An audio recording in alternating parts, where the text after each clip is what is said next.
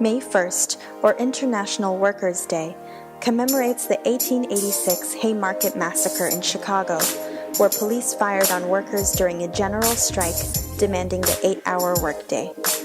In 2006, major demonstrations against H.R. 4437, the Border Protection, Anti-terrorism, and Illegal Immigration Control Act of 2005, were conducted across the nation, compelling millions of workers, documented and undocumented, to take to the streets in a number of cities, including New York City.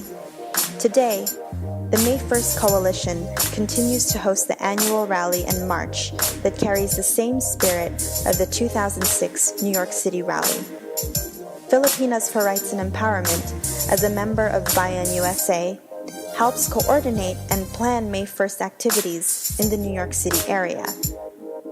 As Filipinos living in the U.S., we must protect workers from racist policies like SB 1070 in Arizona, which has become the model for anti-immigrant legislation across the country, like Georgia's House Bill 77.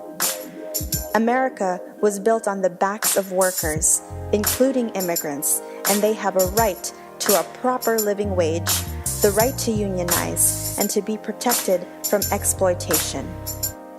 The Philippine government relies on remittance money to keep its economy afloat.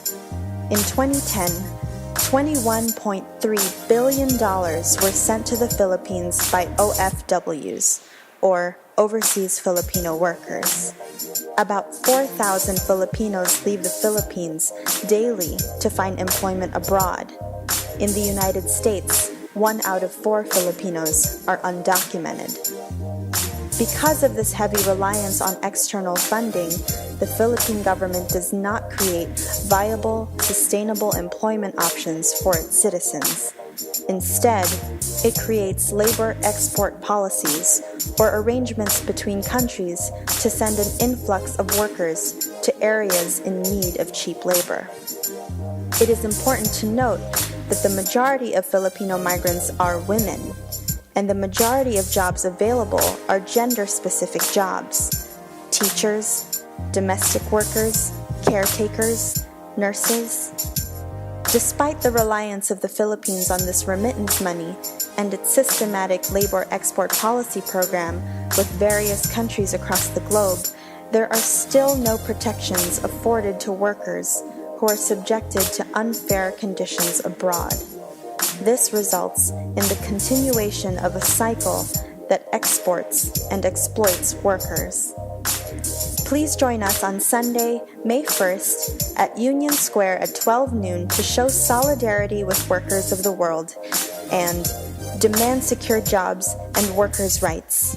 Demand an end to union busting and racist immigration laws like SB 1070 and House Bill 77.